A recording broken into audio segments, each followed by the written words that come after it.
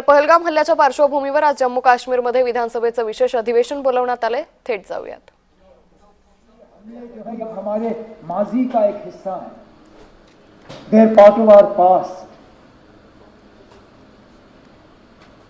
ये हमारे आज की कहानी नहीं है, ये हमारा मुस्तकबिल नहीं है। लेकिन बदकिस्मती से बाइसरन ने दोबारा वो हालात यहां पैदा किए, जबकि हमें लगता है कि पता नहीं अगला हमला कहां पे होगा।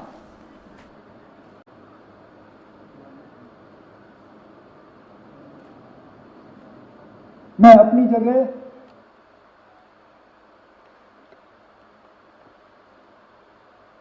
क्योंकि उस दिन लीडर ऑफ द ऑपोजिशन के साथ मैं भी पुलिस कंट्रोल रूम पे मौजूद था जब हमने 26 लोगों को वहां पे श्रद्धांजलि पेश की।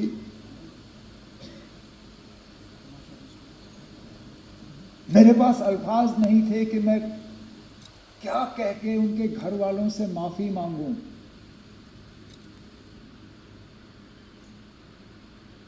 ये जानते हुए कि जम्मू कश्मीर की सिक्योरिटी, जम्मू कश्मीर की सुरक्षा, जम्मू कश्मीर के लोगों की चुनी हुई हुकूमत की जिम्मेदारी नहीं है, लेकिन तब भी यहां के वजीर आला की हैसियत से, यहां की टूरिज्म के मिनिस्टर की हैसियत से मैंने इन लोगों को दावत दी थी यहां आने की। मेजबान होते हुए मेरी जिम्मेदारी थी कि सही सलामत मैं इन्हें यहां से वापस भेजूं। नहीं भेज पाया।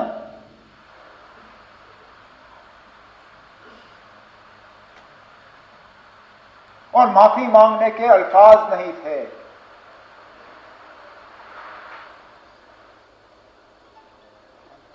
क्या कहता हूं उनको, उन छोटे बच्चों को जिन्होंने अपने वालिद को खून में लपेटा हुआ देखा, उस नेवी अफसर की विधवा को जिनको शादी हुए ही चंद दिन हुए थे।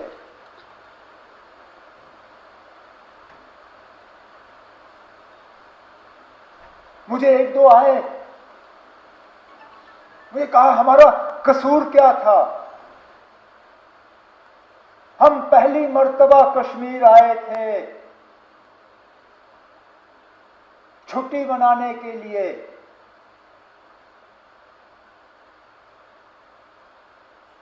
और इस छुट्टी का जिंदगी भर अब हमें खमियाजा भुगतना पड़ेगा।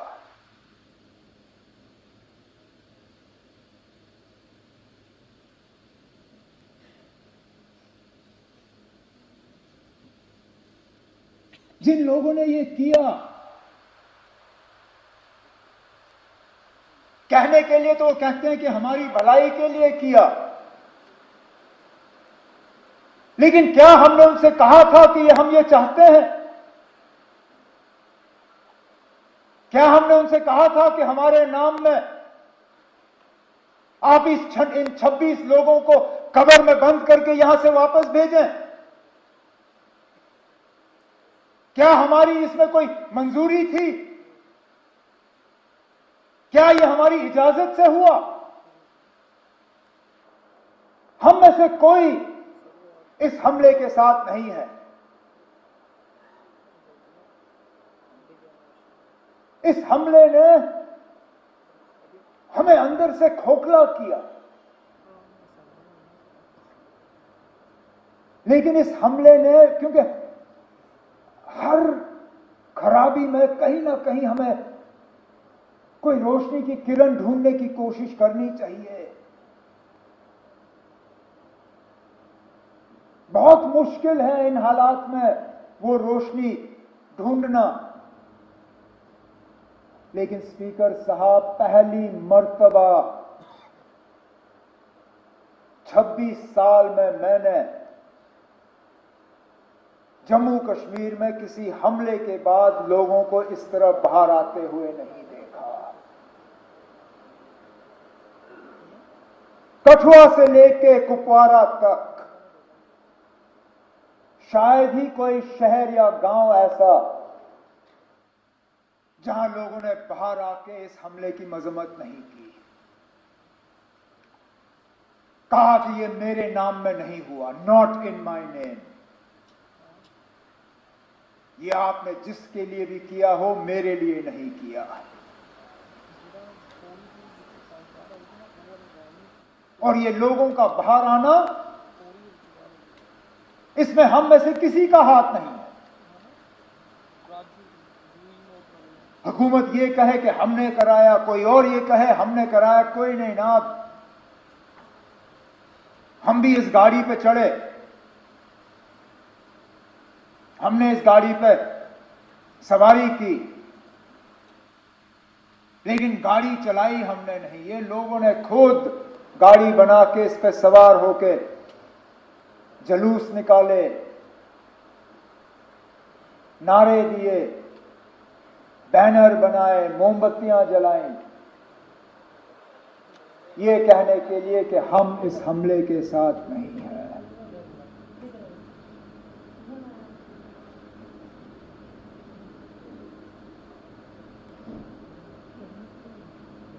मिलिटेंसी, टेरर, दहशत, आतंकवाद, इसका खात्मा तब होगा जब लोग हमारे साथ होंगे। और ये स्पीकर साहब उस मौके की शुरुआत है। अगर कि हम इस मौके पे एहतियात से कदम जो है लें,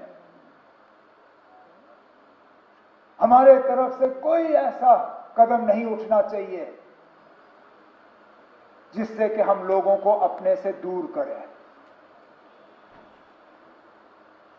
कोई हमारे तरफ से ऐसी बात नहीं होनी चाहिए या कोई एक्शन हमारे तरफ से जिससे ये जो अपने आप में पैदा हुआ इसको कहीं जख्म पहुंचे।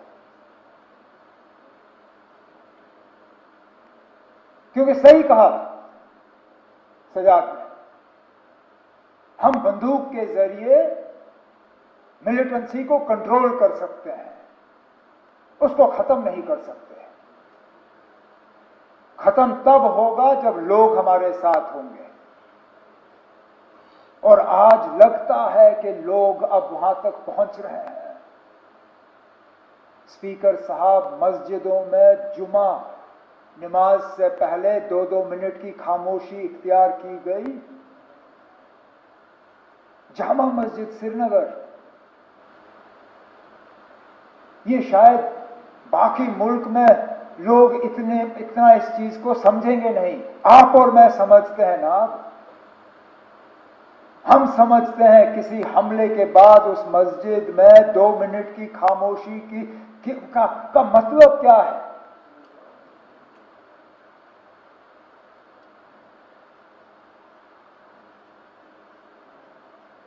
तो मेरी तो सिर्फ यही कोशिश रहेगी कि इस सिलसिले को हम बनाएं, बढ़ाएं, घटाएं नहीं, कम ना करें।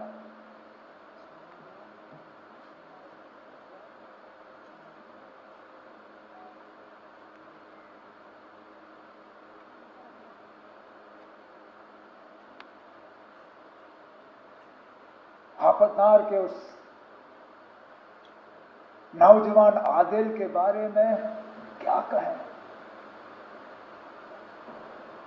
अरे ना, जान की परवाह सबको होती है, लेकिन अपनी जान की फिक्र ना करते हुए टूरिस्टों को, अपने मेहमानों को बचाने के लिए वो अपनी जान की कुर्बानी दे गया। भागता तो कौन उसको कुछ कहता।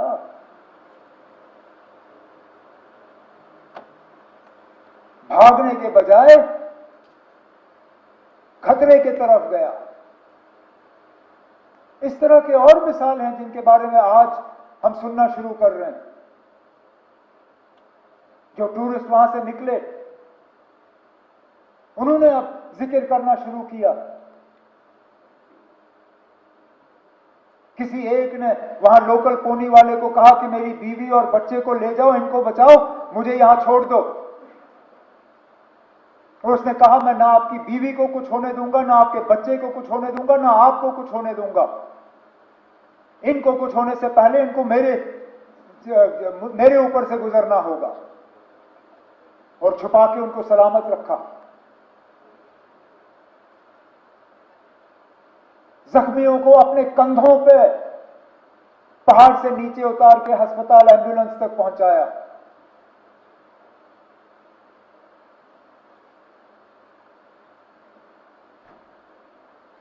और उसके बाद जिस तरह लोकल लोगों ने मदद करने की कोशिश की, गरीब वो शिकारा वाला जो डल लेक पे फल बेचता है, उसने अपनी किश्ती पे एक छोटा सा बोर्ड लगाया, टूरिस्टों के लिए मुफ्त फ्रूट चाट। अरे ना, वो दिन के 200-300 रुपए कमाने वाला, वो कहता है कोई नहीं ना चले मेरे हफ्ते की कमाई, लेकिन मैं कम से कम अपने मेहमानों को यह एहसास देना चाहता हूं कि हम उनके साथ हैं। वो 3 व्हीलर वाला ने टूरिस्टों को कहा कि अगर आपको हवाई अड्डा पहुंचना है, मैं मुफ्त आपको हवाई अड्डा पहुंचा दूंगा। इसी तरह की टैक्सी वाले, होटल वालों ने अपने कमरे खोले और कहा आप यहां रहिए। जिन्होंने गुलमर्ग छोड़ के, पहलगाम छोड़ के, सोनमर्ग छोड़ के श्रीनगर भाग के आए, जिनके पास रहने की जगह नहीं थी, होटल वालों ने उनको कहा कि हम आपसे पैसा नहीं लेंगे, आप रहिए यहां पे।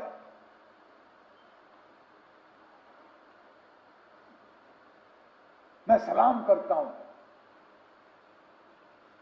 यही है हमारी मेहमान नवाजी। उसके साथ साथ उनका शुक्रिया करता हूं कि उन्होंने ये किया। जम्मू कश्मीर के बाहर हमारे कुछ स्टूडेंट्स, हमारे कुछ रहने वालों को कुछ जगहों पे तकलीफ हुई, उससे कौन इनकार कर सकता है। लेकिन मैं उसके साथ साथ उन तमाम रियासती हुकूमतों का शुक्रगुजार हूं जिन्होंने मौके पर तहकीकात करके हालात को काबू में लाने में अपना रोल अदा किया। मैं अपने मिनिस्टर कुलीग्स का शुक्रिया करता हूं जिन्होंने बिल्कुल कम नोटिस पे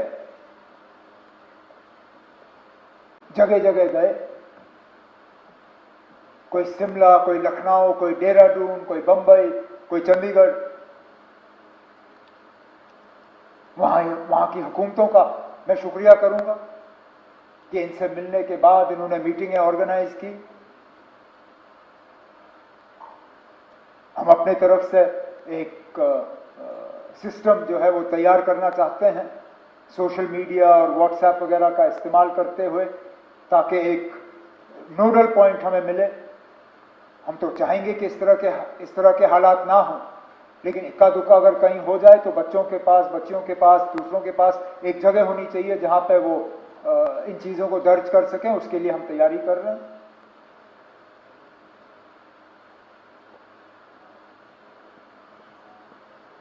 बदकिस्मती से सोशल मीडिया में जहां 90% खबरें जो है वो सही होती हैं, 10% वो भी लोग हैं जो झूठी खबर फैलाने की कोशिश करते हैं। मैं उन्हें कहना चाहता हूं कि अपनी हरकतों से बाज आओ।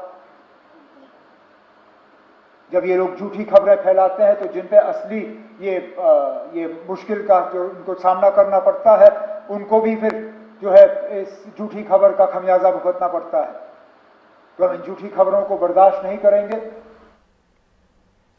तर हल्ल्यामुळे संपूर्ण देश सुन्न झालेला आहे। जम्मू काश्मीर विधानसभेचं विशेष अधिवेशन सुरू आहे आणि यामध्ये मुख्यमंत्री ओमर अब्दुल्ला बोलत होते। हल्ल्यात मृत्यू झालेल्यांची नेमकी चूक काय होती, लहान लहान लेकरांची आपल्या वडिलांना मरताना पाहण्यात नेमकी चूक काय होती, असा प्रश्न यावेळी ओमर अब्दुल्ला यांनी उपस्थित केलेला आहे।